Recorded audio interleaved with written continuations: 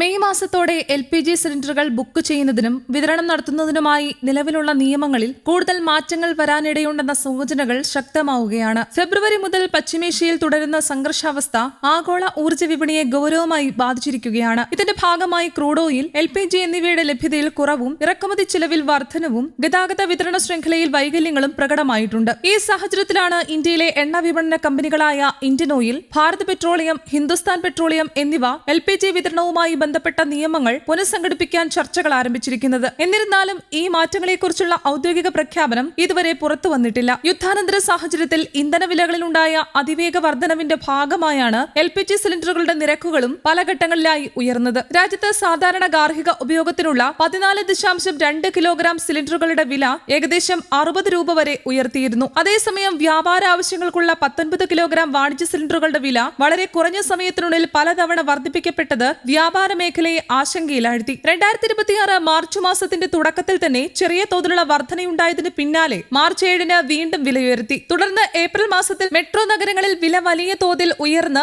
വ്യാപാരികൾക്ക് അധിക ചെലവ് ഭാരം സൃഷ്ടിച്ചു. ഇതിനൊപ്പം LPG ബുക്കിംഗ് സംവിധാനത്തിലും കർശന നിയന്ത്രണങ്ങൾ കൊണ്ടുവരാൻ സാധ്യതയുണ്ട്. നിലവിൽ ഒരേ ഉപഭോക്താവിന് 2 ബുക്കിംഗുകൾക്കിടയിൽ പാലിക്കേണ്ട 25 ദിവസത്തെ ഇടവേളയിൽ മാറ്റം വരുത്താനാണ് ചർച്ചകൾ. ചില റിപ്പോർട്ടുകൾ പ്രകാരം നഗരപ്രദേശങ്ങളിൽ ഈ ഇടവേള 25 ദിവസമായി നിലനിർത്തുകയോ ചെറിയ തോതിൽ വർദ്ധിപ്പിക്കുകയോ ചെയ്യാം. ഗ്രാമപ്രദേശങ്ങളിൽ ഇത് കൂടുതൽ നീട്ടി ഏകദേശം 45 ദിവസമാകുന്നതിനുള്ള സാധ്യതയും പരിഗണനയിലാണ്. ഇതിലൂടെ ആവശ്യകത നിയന്ത്രിക്കാനും വിതരണം സമതുലിതമാക്കാനും കമ്പനികൾ ശ്രമിക്കുന്നതായാണ് സൂചന. ഡെലിവറി സംവിധാനത്തിൽ കൂടുതൽ സുതാര്യത ഉറപ്പാക്കുന്നതിനായി OTP അടിസ്ഥാനമാക്കിയുള്ള സ്ഥിരീകരണ സംവിധാനം വ്യാപകമായി നടപ്പാക്കാൻ പദ്ധതിയുണ്ട്. ഇതിനകം തന്നെ രാജ്യത്ത് വലിയൊരു ശതമാനം ഡെലിവറികൾ ഒതന്റിക്കേഷൻ കോഡ് ഉപയോഗിച്ചാണ് നടത്തുന്നത്. ഇതിലൂടെ വ്യാജ വിതരണവും അനധികൃത ഉപയോഗവും നിയന്ത്രിക്കാനാകും. കൂടാതെ ഓൺലൈൻ ബുക്കിംഗുകളുടെ എണ്ണം വളരെ ഉയർന്നിട്ടുണ്ടെന്നും ഭൂരിഭാഗം ഉപഭോക്താക്കളും ഡിജിറ്റൽ സംവിധാനത്തിലേക്ക് മാറിയിട്ടുണ്ടെന്നും കണക്കുകൾ വ്യക്തമാക്കുന്നു. സർക്കാർ വ്യക്തമാക്കുന്നതനുസരിച്ച് നിലവിലെ പ്രതിസന്ധികൾക്കിടയിലും ഗാർഹിക LPG, PNG, CNG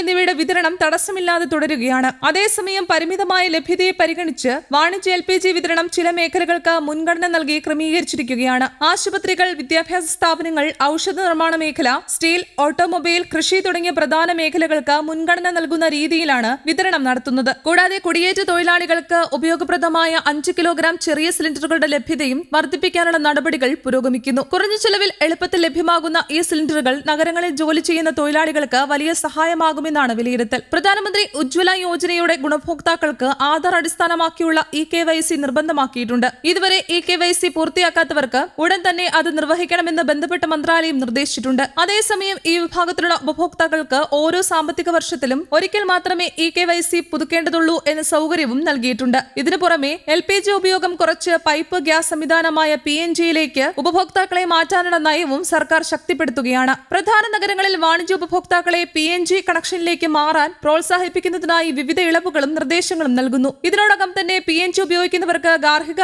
LPG connection നിലനിർത്തുന്നതിന് നിയന്ത്രണങ്ങളും കൊണ്ടുവന്നിട്ടുണ്ട്. മാർച്ച് അവസാനം പുറത്തിറങ്ങിയ നിർദ്ദേശപ്രകാരം PNG ലഭ്യമായിട്ടും അതിലേക്ക് മാറാൻ തയ്യാറാകാത്ത ഉപഭോക്താക്കളുടെ LPG വിതരണം ഒരു നിശ്ചിത കാലാവധിക്ക് ശേഷം നിർത്തിവെക്കാൻ സാധ്യതയുണ്ടെന്ന് സൂചനയുണ്ട്. കൂടാതെ പുതിയ LPG കണക്ഷനുകൾ അനുവദിക്കുന്നതിലും നിയന്ത്രണങ്ങൾ ഏർപ്പെടുത്തിയതായി റിപ്പോർട്ടുകൾ സൂചിപ്പിക്കുന്നു. LPG വിതരണം കൂടുതൽ കാര്യക്ഷമവും നിയന്ത്രിതവുമാക്കുന്നതിനൊപ്പം രാജ്യത്തിന്റെ ഊർജ്ജ ഉപഭോഗ ശൈലിയിൽ ദീർഘകാല മാറ്റം കൊണ്ടുവരുന്നതിനുള്ള ശ്രമങ്ങളാണ് സർക്കാർ നടത്തുന്നതെന്ന് വിലയിരുത്താം. ഉപഭോക്താക്കൾ പുതിയ നിയമങ്ങൾ ശ്രദ്ധാപൂർവം പിന്തുടരുകയും ആവശ്യമായ നടപടികൾ സമയബന്ധിതമായി പൂർത്തിയാക്കുകയും ചെയ്യേണ്ടത് അനിവാര്യമാണ്. News desk, Kerala Kaumudi.